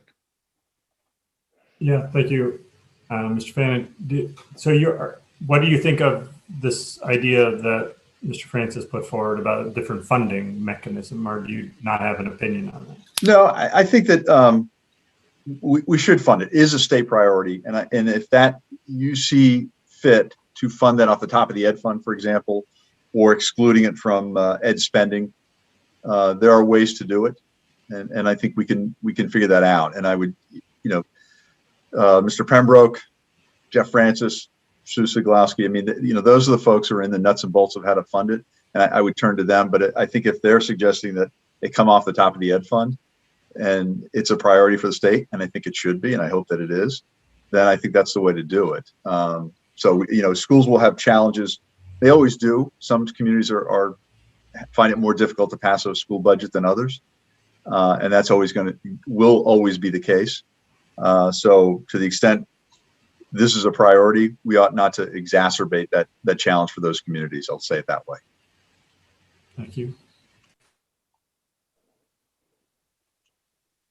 Anything else for Mr. Fannin? Okay, thank you. Thank you. Thank you all. Yeah, thank you very much. Committee, why don't we take a pause? Since again, we will be continuing this, but we'll take a little break. People can think about this. I don't want to rush into a vote. We'll come back in about 10 minutes, and then what we'll do is we'll vote on this. We'll take up the S16 amendment, vote on that, and then conclude, if Mr. Desmarais doesn't mind, bringing us through the some language, possible language for appropriations as it relates to after-school dollar distribution, so that we can have an opportunity to do that. So, and as of yesterday, I thought we were going to be here until 6 or so. It doesn't look like it will even be close unless somebody has things that they want to, secret amendments, things like that they want to pull out at this point. Okay, we are returning to S100 with the interest, as we said, of advancing the bill and then returning to it next week. I'm looking for a motion. Senator Lyons, move. Yeah, I move that we vote on S100 to send it favorably to the Senate, full Senate. Thank you. Senator Lyons makes the motions. Discussion, Senator Terenzini. Yeah, thank you, Senator Campion. I to my respected committee members, I probably sound like I was negative towards this bill, or I had a lot of financial questions, and I want it to be known that I fully support the concept, but really have been and still am very concerned about that funding piece. I am going to vote in favor of the bill because I think it's important, and I also believe, after getting more information, this could largely be funded by federal dollars for a long time to come. But I wanted to make it known that my if I sounded negative towards the bill, it wasn't that at all. It was how do we pay for it? Love the concept, hate the price tag, and with federal money, I like it even more. So I appreciate that. Appreciate that comment very much. Mr. Desmarais. I just wanted to ask, once you vote this out, you will lose possession of the bill? Yes. So if you amend it, I'm not sure how you would then amend it next week. I think what we would do is we would bring either the amendments to the floor or we would bring them to appropriations. I see. Okay. We can also do it by asking appropriations through a letter to look at particular things. So I suspect we'll either end up in ag or approps. Thank you. Senator Chittenden. Similar discussion. I just want to say exactly what you said, Senator Terenzini. I too fully support feeding kids, and this is the right thing to do, but I'm concerned money doesn't grow on trees with how we're going to fund it. But I'm going to look to our good colleagues over in Finance and Appropriations to answer that question, and we'll go from there. Senator Hooker, you're unmuted. I just wanted to make sure. Did you want to say something? I just want to say that, I believe that we should just continue on this line, keep moving the bill forward, and know that, if things change down the road, this could change as well. But as far as the funding goes, I feel confident that we'll be able to come up with the funding so that we're not jeopardizing school districts and their budgets. Thank you for that. Seeing no other discussion, we have a motion on the floor to find S100 favorable. Senator Perchlik, if you'd be so kind as to take the roll. Yes. And does there have a draft number? I don't think there's a draft. I think it's the bill is introduced. The bill itself, yeah. Okay. Okay, Senator Chittenden. Aye. Senator Hooker. Yes. Senator Lyons. Yes. Senator Perchlik votes yes. Senator Terenzini. Aye. Senator Campion. Yes. 6-0-0. So usually in this situation, we would, someone would get up on the floor and say and basically report our committee vote. We would also say really something along the lines of the committee's reviewed this Committee on Agriculture's work. We heard from the following witnesses and we voted it out 6-0-0 favorably. I'm happy to do that. And we can also find out, as we work through this next week, if we will amend it in any way. And I'm happy to propose those amendments. So that feels good. Thank you, everybody. Thank you. Can we say that we believe that nutrition is foundational to learning and children's development? Yeah. Because that's really our job. Right. I think. Right. And I should have said, if somebody else wants to say that. Nope. Okay. Okay. Moving on to the amendment. Sorry, excuse me, Senator, did you name a reporter? Yes, I'm sorry. I will be the reporter.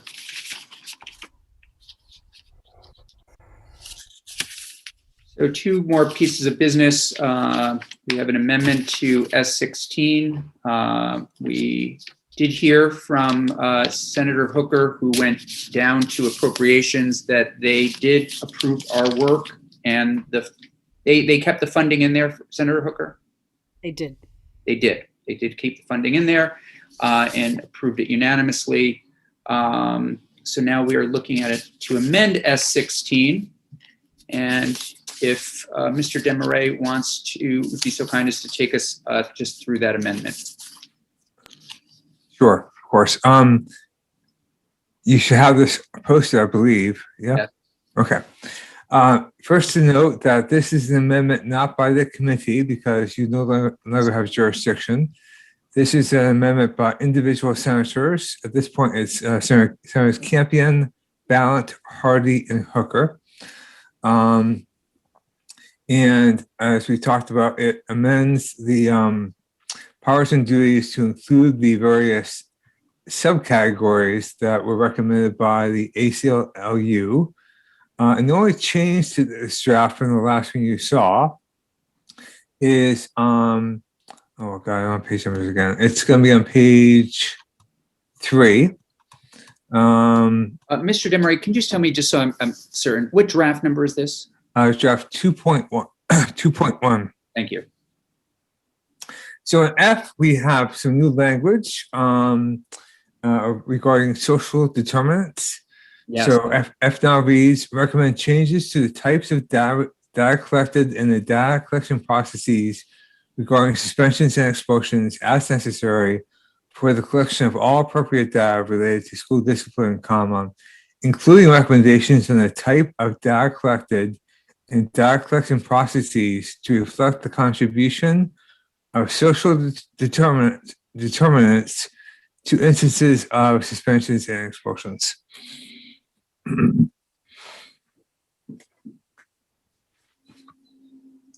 I thought that was an excellent addition from Senator Lyons. Senator Lyons, did you want to say anything or add anything? Senator Perslick, did you? I see you're unmuted. No, that looks good. This isn't going to be an easy thing for anybody to do, and as it goes forward, there may be criticisms of that, but I think it's important to raise it right now. Mm-hmm. I'll move to approve the amendment. Are we improving or endorsing the amendment? Either way, I do that. Okay.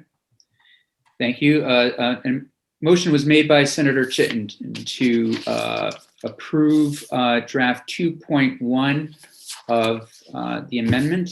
Do I see any discussion? Senator Perslick.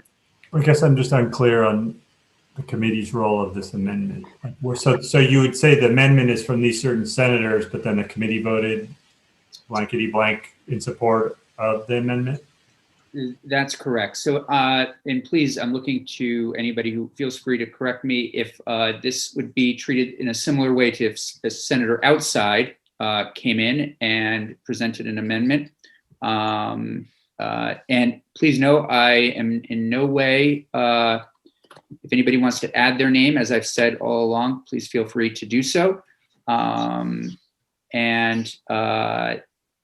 That would, and then we will also take a committee vote. Correct me if I have this wrong. I'm looking to other senators and Mr. Desmarais in terms of process.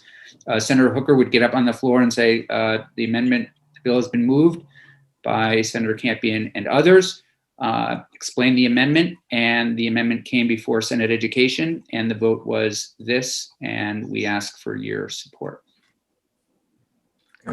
Right, yeah, that's it, because it hasn't been up on the floor yet, so nobody knows what was in the original amendment. It's up to the original sponsors if they concur with our proposals. Yeah. They want to go forward with it. I mean, otherwise we can do it, but it doesn't matter. Senator Hooker. Okay, so I guess procedurally, the amendment will be printed. We'll discuss the amendment. I know Senator Lyons, you discussed the bill and the amendment together. Is that what the procedure would be, to be able to discuss the underlying bill and the amendment? Or is that's up to the sponsors of the amendment, how it's handled, because it's not a committee amendment. We've just offered our suggestions. That's an excellent point. So I guess I would get up as the lead sponsor on the amendment, explain the amendment. I would then say, sit down, and then Senator Hooker would get up and say, the committee has reviewed the amendment by Senator Campion and others, and on a vote of blah, blah, blah, have approved the amendment. Okay. And then we can work with Secretary Bloomer. It sounds like this will be up on Wednesday on the floor, so we can work with him around just making sure that we have that, that process down. Okay. Does that feel comfortable to you, Senator Hooker? Oh, yeah. Okay, great. Okay, so any other discussion? Seeing none, a motion has been made by Senator Chittenden to move draft 2.1 of the amendment to F16 as proposed by Senator Campion and others. Senator Perslick, would you please take the roll? Yes. Senator Chittenden. Aye. Senator Hooker. Yes. Senator Lyons. Yes. Senator Perslick votes aye, yes. And Senator Tarantini. Aye. And Senator Campion. Is that a yes? You were muted. Yes. Okay. 600. And thank you. And I will present the amendment, and then we will go from there. Yes, Senator Perslick, please. Process question. Do we do the same thing with that vote as we do if we would do with a bill, like have the record of action and all that, or it's just something we say on the floor? It's a great question. It would be a record of action. Will be the amendment will be in the calendar, and it will have the vote in the calendar. But do we have to do the like email chain of the record of action with Jeannie and all that? For it to get in the calendar? No, just to do it. Well, like, are we still required to do those emails? Yes. Okay. Thank you. Okay. Terrific. Last thing, Mr. Desmarais, if you wouldn't mind, thanks for all your work so far. And if you would be so kind as just to pull up the language for us to have a look at. We know that $4 million has been put into the expedited budget. I'm losing my notes here. And excuse me again, I'm in the process of trying to post that document. It'll take me a couple of minutes. Okay. I can share it if you want. That'd be great if you would share it. Okay, yeah. And this is a reminder that this is the $4 million that has been put in the expedited budget for the After School for All Grants program to provide grants for children to attend summer and after school programs. And the Appropriations Committee would like us to get them some language that would help with the direction of some of these with these dollars. So that is what we are looking at. Yeah. Okay. Okay, here it is. A bit bigger.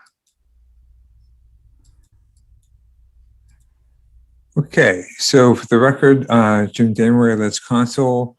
We're looking at draft language on the Summer Connection Grants and Summer Partnership Expansion Grants. So there are two main sections here. One is to provide grant funding to existing summer programs, and that's the Summer Connection Grants. And then the other is to provide grant funding to programs that are starting up, and that's the Summer Partnership Expansion Grants. So subsection A creates the Summer Connection Grants Program to be administered by AOE, and the agency will be awarding that grant funding to existing after-school and summer programs that meets the requirements in subsection C, which we'll come to. And the use of that funding will be to collaborate with schools to support behavioral health needs, Jim, and parent and family involved. Sorry, Jim. Yes. We're losing you a little bit. You're losing me. Yep. Huh. Yep. Thanks. Sorry. No problem. Can you hear me now? Perfectly. Okay. Okay. So use of this funding is for the recipients to collaborate with schools to support learning, behavioral health needs, and parent and family involvement of vulnerable student populations, and may use this funding for related transportation, staffing, supplies, enrichment activities, and professional development. The each grant would be in the amount of $10,000, and the agency would award grants up to 150 existing after-school and summer programs. Then we have the Summer Partnership Expansion Grants in subsection B, and that is again created here with the agency administering this program. And this grant funding would assist a school, nonprofit organization, town rec center, or licensed childcare center closely partnering with a school in starting a summer program in communities that currently do not have 21C funding or an established low-cost summer program, and that will meet the requirements of subsection C. The use of the funds is exactly as was the use of the funds for the first program, so I won't repeat it. And then the amount of these grants would be $50,000 each for 50 new summer programs. And the requirements for both the programs is that the recipients shall be a school, nonprofit organization, town rec center, or licensed childcare center, closely partner with a school, offering program at low or no cost to parents and families, operate for a minimum of 5 weeks for a full day, and for 5 weeks per week, 5 days per week. We have to provide healthy snacks and meals, integrate social and emotional learning and science, technology, engineering, and math programming, and include outdoor activities and enrichment. And then finally, the recipients of the funding are encouraged to use qualified instructors to provide at least 2 hours per day of math and literacy instruction. And that's it.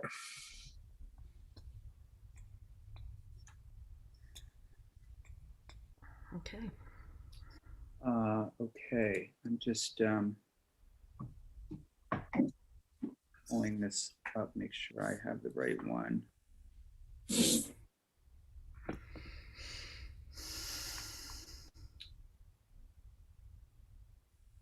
see. Okay, so I thought, okay, questions or comments?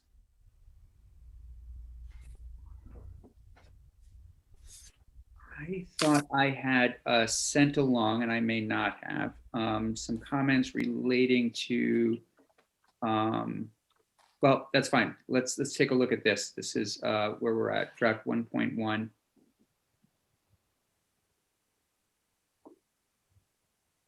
I don't think we need to pull any real triggers today. I'm just trying to get impressions. This is not new language to us. We have gone through this a little bit. In fact, I believe it might have even been in one of our, Jim, correct me if I'm wrong, in one of the drafts of the letter that we sent to Appropriations, and we were asked just to pull it out. I think that only you and I saw that. Oh, okay. Yes. Yeah.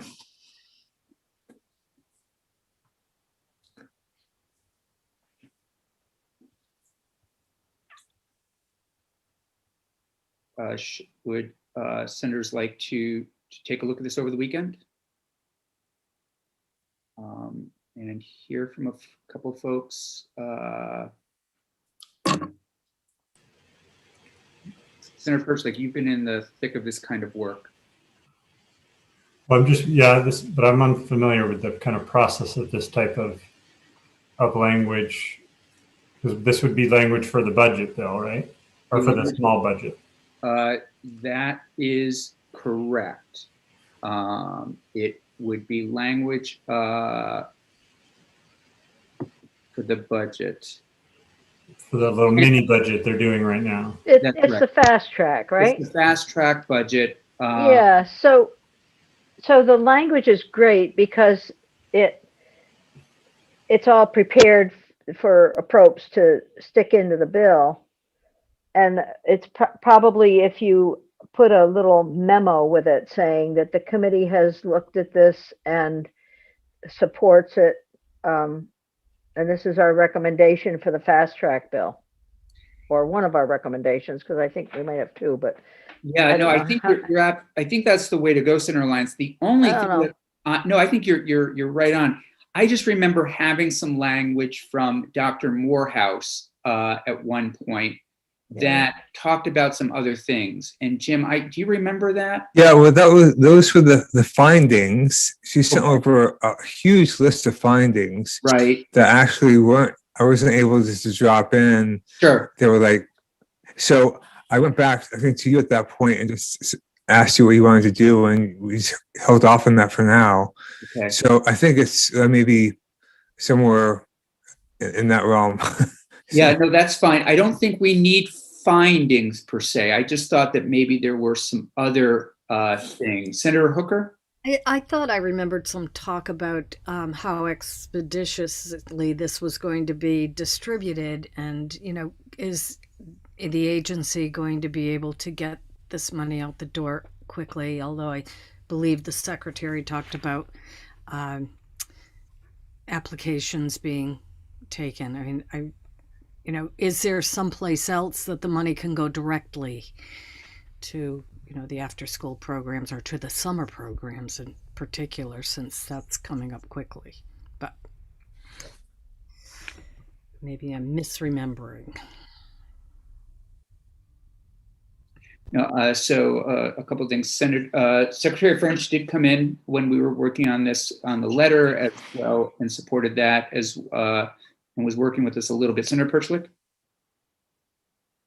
Yeah, I wasn't looking closely at the language because I thought I knew what it said, but this does not seem to be the language that I thought it was. Yeah, let me see. This is the version that we received, I think, from the Agency of Education, because the stuff that I had seen talked about the After School for All grant program. Yeah. I think, didn't we hear from Holly Morehouse yesterday and have some of her edits? Are they on our webpage? That's what I thought. I thought yesterday. Yeah, this is an older version. Let's just look at that. Let's see. Aha, I have a draft education bill with, yes, mine says, and this is why, because I remember talking with Senator Lyons in committee a little bit about this. I do have something that is edited. It says, the Summer Connection Grants Program is created and shall be administered by the Department for Children and Families in the Agency of Human Services. That's what mine has. Right, that's the one we want. Yeah, that's the one we want. It is right there. It's on. It's yesterday's thing page. Under Holly Morehouse. Yes, I think. Yes. Yep, it's under Holly, and it's got all of the new language bold and underlined. Yeah. I hadn't seen that, but I can update this for next week. If senators have it be in front of them from our website, it would be great. And I guess, Senator Lyons, I don't mean to put you on the spot with this, but Department for Children and Families and the Agency of Human Services, that is your realm, and something you know a lot more about. And I don't want to do anything with that group until you feel like we should. So here's my suggestion on this, because I'm fully supportive of it, and I've got two of my committee members here. But I think what might be helpful is on Tuesday morning we are looking at H315, which is the little fast track bill, and so why don't Cheryl? Why don't you help me remember, and Josh? Send this along. We'll send it along to Nellie, and I'll put it up for our review. I don't think we need to call anyone in to testify on it. It fits. Senator Lyons, if you were willing to do that, I would be so grateful for you. Oh, good. Because it's also, you're a morning committee. We could work to get it to Senator Kitchell in the afternoon. While at the same time, you have Senators Hooker and Terenzini in the committee, and then Senators Perchlik and Chittenden and I can take a look at it over the weekend and see if we have any real concerns. But your willingness to do that would be incredible. I just hope we have time because, we're on the floor Tuesday morning and it's going to be an overwhelming deluge of bills. Maybe True. not. It'll be mostly notice. We've got, I think there were two bills or three bills left. Yeah. We can do it. We'll do it. If Senator White's back, there's her two bills. That's Yeah, right. she's got two bills. I'm looking to Senators Perchlik and Chittenden. Would you be comfortable with that, given, again, it does direct the Department of Children and Families? Yes. Okay, Senator Perchlik, please. Yeah, no, Can I ask, Yeah, Sorry. please, go ahead. oh, Senator- I just wanted to ask Jim if he thought if he could get us a copy from Ledge Council rather than a copy from Holly Morehouse. Sure. Yeah, I'll Yeah. update the language with this. Yes, and if you can do that, and then I can you can, if you send it to Nellie Marvel, Well, she's my committee assistant, oh, sure. Yeah. and then I'm going to send her a heads up that you're doing that, and we'll have it on our webpage for Tuesday. That way we're all looking at something that's legislatively done. You may want to make some of your magic corrections to improve it. So. And I do want to just set the record straight. I must have forgotten to send this to Mr. Desmarais. So it's Mr. Desmarais still has a perfect record for the record.